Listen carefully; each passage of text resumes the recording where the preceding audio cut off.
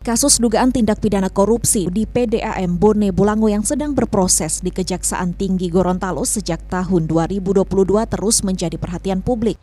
Salah satu tokoh masyarakat Kabupaten Bone Bolango, Niko Ilahude, menyatakan perlu ada kepastian hukum dari Kejaksaan Tinggi dalam penanganan kasus ini. Jika memang tidak ditemukan adanya penyalahgunaan anggaran, baiknya kasus ini dihentikan dan diumumkan ke publik. Menurut penyampaian dari pihak kejaksaan terakhir ini katanya menunggu perhitungan dari BPKP, perhitungan kerugian dari BPK, itu yang ditunggu. Mungkin kalau sudah ada itu mulai dari proses pada penyidikannya sudah mulai. Ya kita tunggu saja, sebagai masyarakat kan kita percaya saja pada pihak penegak hukum.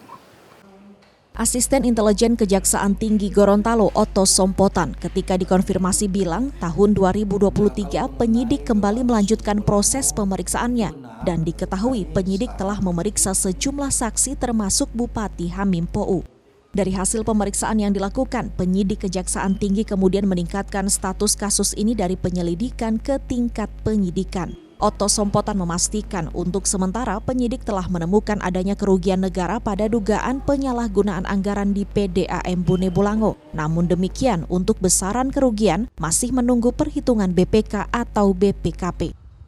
PDAM Bone Bolango itu sudah dalam tahap penyidikan. Nah, sekarang masih berlangsung dan seperti rekan-rekan pantau sendiri, itu stakeholder yang terkait kan sudah kita ambil keterangan juga, termasuk kepala pemerintahannya sendiri. Berarti indikasi ada kerugian negara, Pak? Untuk sementara ada kerugian negara. Cuma kita memastikan itu harus dihitung, harus audit. Ya. Tokoh masyarakat Niko Ilahude menyebut ada sejumlah dugaan korupsi di PDAM Bone Bolango menjadi isu hangat di masyarakat, seperti dugaan korupsi dana penyertaan modal miliaran rupiah, adanya dugaan gadai aset PDAM ke perusahaan pembiayaan, serta dugaan 11 karyawan honor yang kemudian diangkat sebagai karyawan tetap, kemudian SK-nya digadaikan ke salah satu bank pemerintah. Mamat Kaida, Kompas TV, Gorontalo.